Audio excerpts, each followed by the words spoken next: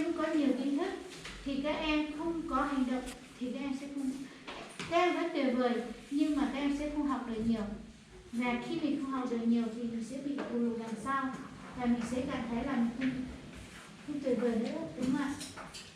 Làm ở đây ấy, chị nói thật sự là một người hướng dẫn viên, là một người dâu trang học, rất là nhiều vị khách khác nhau và mỗi người một tính, nó cũng sẽ rất là khác nhau khi mà mình nhận biết và mình nói chuyện với họ, và mình phải biết là nói chuyện như thế nào để phù hợp với họ, và tư vấn như thế nào phù hợp với họ, và giúp đỡ ra làm sao phù hợp với họ.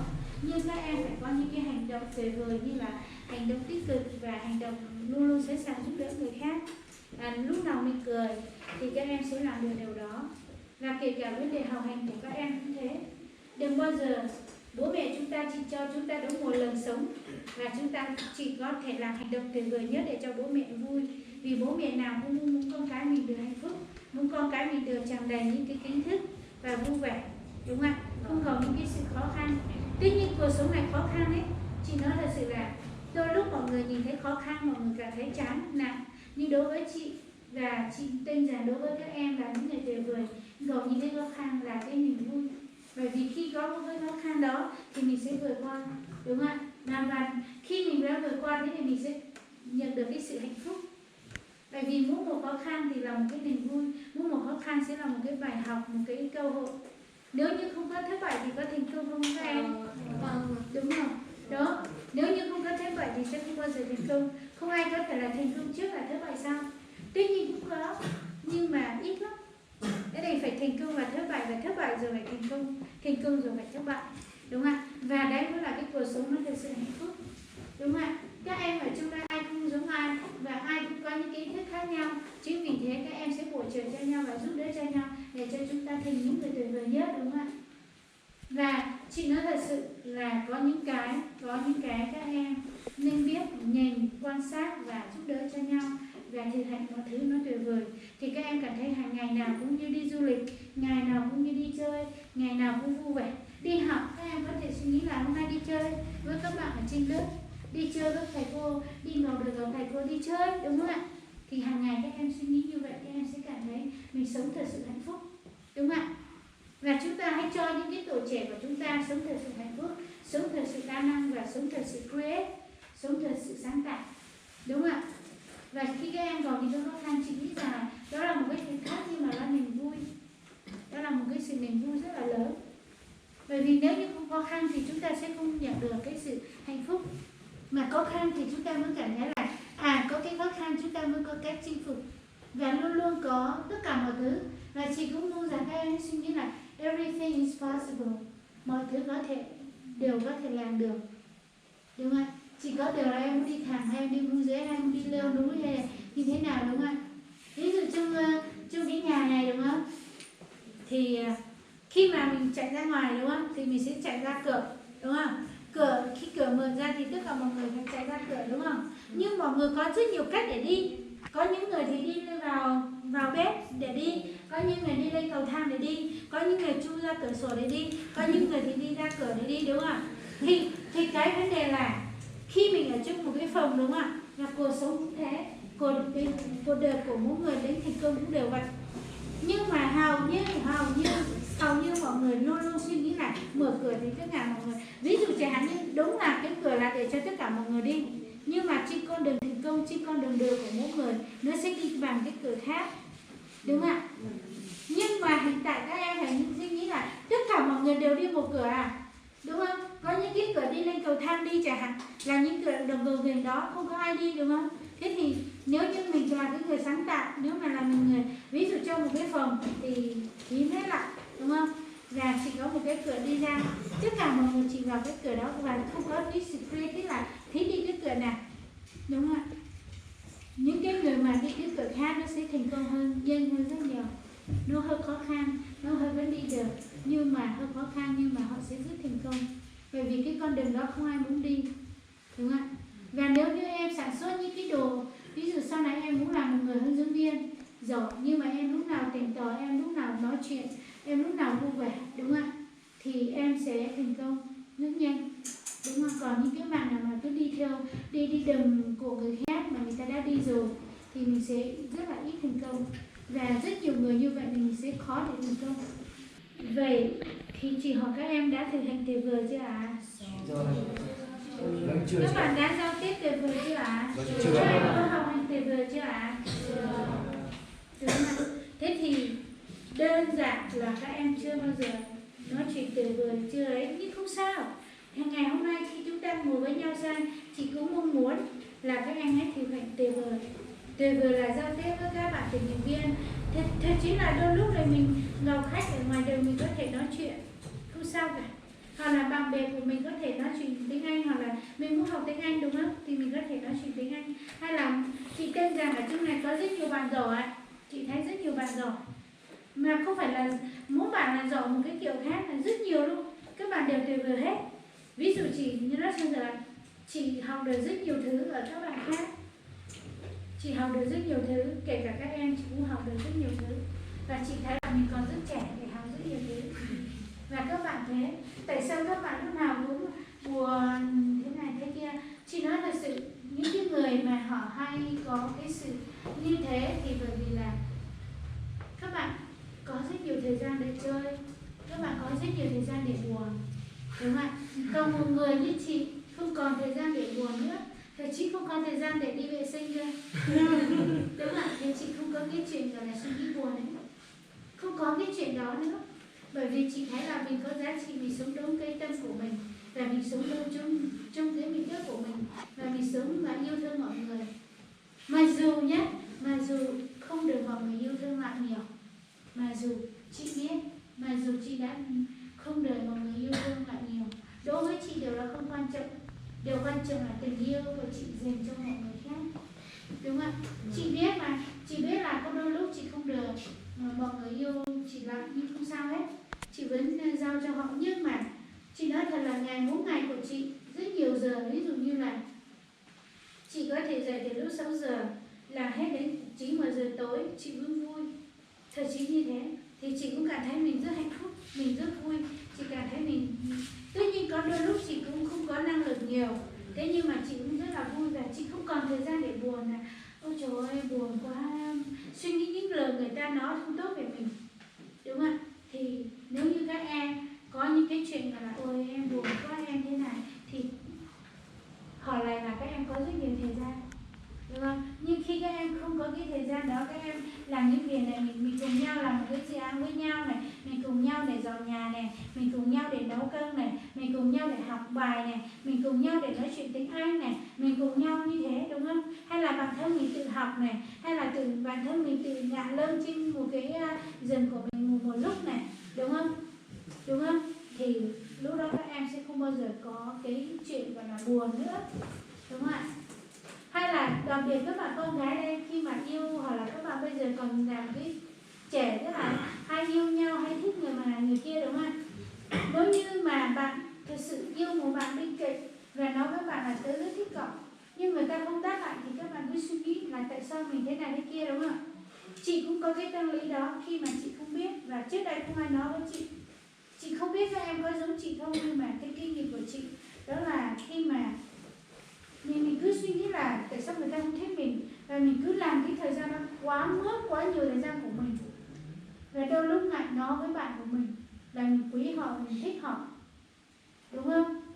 Thế nhưng mà vẫn dành rất nhiều thời gian để cái việc đó, không có giải pháp, không có lối thoát. Nhưng nếu các bạn gái ở đây hoặc là các bạn trai ở đây thứ hai cứ nói thẳng thắn, không sao hết. Nếu như bạn đó không nhận lại cái tình cảm của mình, không sao hết, bởi vì mình đã nói cho bạn biết, và đáng thế ra bạn ấy không xứng đáng với cái tình yêu, tình bạn của mình, đúng không ạ? Không xứng đáng, đúng không? Thì cũng không cần lý do gì để cho mình dành thời gian để yêu bạn đó và suy nghĩ về bạn đó quá nhiều. Và mình hãy dành thời gian để học, để làm những cái việc mình thích, đúng không? Còn nếu mà bạn ấy vẫn thích mình vẫn thích bạn đó thì cùng nhau học, đúng không? Cùng nhau học, cùng nhau giúp đỡ nhau, cùng nhau học, đúng không? Và coi đấy là một người bạn thì tốt, đúng không? Các bạn học, các bạn chơi, đúng không? Thế nhưng mà rất nhiều các bạn gái ở đây không có dũng cảm, và kể cả các bạn con trai cũng thế, đúng không? Đúng không? Mình nói ra nó chết ai không hả? Đúng không? Chết ai đúng không? Thế mình để trong lòng thì ai có biết không hả?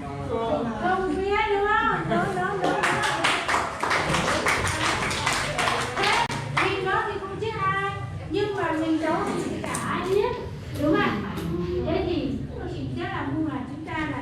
vời.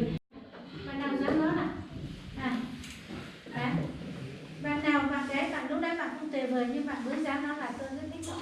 Tức là thì bạn không dám nói cái lời tuyệt vời đó. Đúng không? Đúng không? Nhưng mà chỉ nói với các em còn trẻ, các em còn là trong cái gì đang học thì cái vấn đề đó các em cứ phải hạn chế, đúng không? Về học là về ưu tiên hàng đầu, về học là về để cho các em có một cái tương lai thật tốt, một cái kiến thức, đúng không? Chị nói thật sự là chị ước gì là chị có thể qua lại được như các em đang được đi học. Thật sự chị sẽ không bao giờ bỏ qua phí những cái thời gian mà những cái suy nghĩ linh tinh ấy. Suy nghĩ là ôi tại sao anh này không thích mình, bạn này không thích mình, đúng không? Hay là tại sao người ta lại nói lời này hay người ta sao? Đối với chị nghĩ rằng là không ai nói đúng hết hay sai hết, mà có lý hay không thôi, đúng không? Nếu như em muốn cầu chị Bằng mà em cứ suốt ngày suy nghĩ không biết chị Bằng đi đâu thì chị Bằng có về cho em không ạ? Mà em không đi cầu chị, đúng không? Thế thì hành động của em có tuyệt vời không ạ? Đúng không ạ? Thế thì cái tuyệt vời là em muốn cầu chị Su, em phải làm một cách để về cầu chị Su. Có thể chị Su rất bận, nhưng mà chị Su có thể một ngày nào đó số hẹn em bảo chị ơi nói chuyện với chị một chút, đúng không? Và mình phải dám nói với mọi người, đúng không ạ? Ngày xưa chị cũng thế, chị cứ sợ là nói chuyện với người ta có khi người ta ghét mình, người ta thế này thế kia, nhưng người ta không trả lời, không sao hết. Có thể là người ta không trả lời thì các em hay suy nghĩ là người ta không thích mình, người ta coi thường, tự nhiên mình lại đưa ra những cái tiêu cực vào người mình, đúng không ạ? Tại sao các em không nói là có khi là chị nhiều việc quá, hay là có khi chị bận quá không nghe lời nói của mình, thế lần sau mình phải làm tiếp, đúng không ạ? Đúng không? Thường là các em hay là đưa luôn cái sự tiêu cực vào người mình, đó là người ta không thích mình, người ta không thích mình, người ta không nói chuyện với mình, thế tự nhiên là mình sẽ mất năng lượng không ạ? Đúng không? Thế chỉ có tuyệt vời không ạ? Đúng không? Thì mình phải suy nghĩ tích cực. Ví dụ mình nói với bạn đấy và bạn ấy nói rằng là bạn ấy thậm chí có thể những người bạn có thể sẵn sàng là tôi không thích cậu vì ở đây này đây kia, đúng không ạ? Và mình có thể cải thiện được, đúng không? Và không nhất thiết. Và ví dụ như là đấy là sự tình bạn. Còn ví dụ tình yêu chẳng hạn, nếu mình nói với người ta, ví dụ sau này các em 20 mấy tuổi mà các em cũng yêu một anh nào, một bạn nào đó, đúng không? Thì mình nói thẳng với người ta. Nếu như người ta không thích mình, đúng không ạ? Mình làm tất cả mọi thứ hy sinh vì cho người ta, nhưng người ta không thích mình, người ta vẫn không yêu mình, người ta vẫn ghét mình, thì người ta có xứng đáng với tình yêu hay không? Thế thì mình làm cái gì ạ? Mình phải tiêu bỏ càng sớm càng tốt ạ, đúng không? Cho mình cơ hội khác để một cánh cửa khác, đúng không ạ? Đúng không ạ? Hay là các em cứ mê một là cứ yêu người đó vì vậy, đúng không?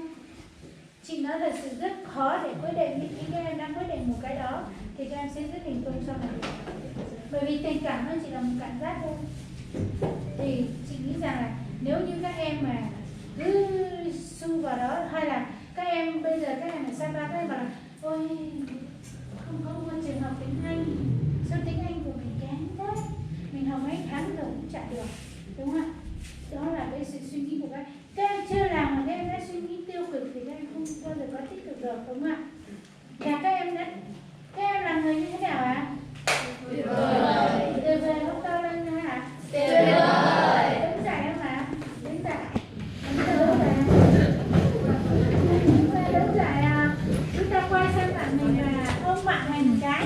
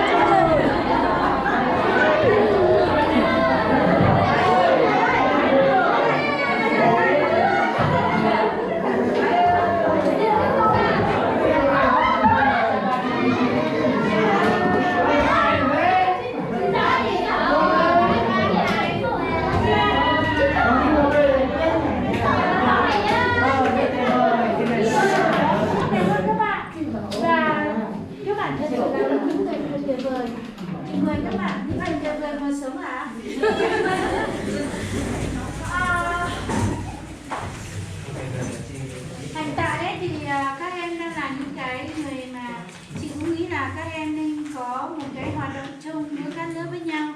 Thì sắp tới này thì chị cũng mong rằng là cho chị Bằng sẽ thiết kế để các bạn làm những cái dự án nhỏ của mình, đúng không ạ? Dự án học này, nói chuyện tiếng Anh này, hay là gì đó thì hôm nào chị Bằng sẽ nghiên cứu và thiết kế. Hoặc là các bạn ở đây có thể tự thiết kế được không? Mình thiết kế những cái dự án mình làm, đúng, bởi vì mình làm được tuyệt vời. Chị tin rằng là vừa học vừa làm các bạn có thể làm được rất nhiều cái rất là tuyệt vời. Và chị thấy là mọi người rất khen các bạn luôn, thực sự là như thế. Và chị cũng mong rằng là đây là một cái môi trường, cũng là một ngôi nhà thật tuyệt vời để chúng ta sống, đúng không ạ? Sống với nhau. Vì có rất nhiều cái khó khăn, nhưng mà chị nghĩ rằng cái khó khăn đó chả là gì hết chúng ta, đúng không ạ? Bởi vì chúng ta là thực sự tuyệt vời rồi thì cũng không có cái gì là có thể là ngăn cản chúng ta hay là bất cứ là cái gì cả, đúng không ạ? Chị cũng rất là mong muốn là các em và chị cùng là những người tuyệt vời và chúng ta hành động những cái gì tuyệt vời nhất, được không ạ? Chị mong rằng là các bạn hãy có một cái ý tưởng và hãy làm những cái người tuyệt vời, và sau này chị tin rằng các bạn sẽ thành công. Nếu như hôm nay các bạn thực hành những cái hành động, những cái sự tuyệt vời nhất, hành động những cái sự giúp đỡ những người khác xung quanh mình, hành động tất cả mọi thứ thì các em sẽ rất là tuyệt vời, đúng không ạ? Và chị thấy thầy Giác này, thầy vui rất là tuyệt vời, là những người mà đến chị thấy vui lắm. Thực sự là chị thấy ganh tị với mọi em. Chứ chơi những cái trò chơi mà chị thấy rất ganh tị thật, đúng không ạ? Nên là các bạn lớp 12 hay lớp 11 chị thấy các bạn cũng rất là tuyệt vời.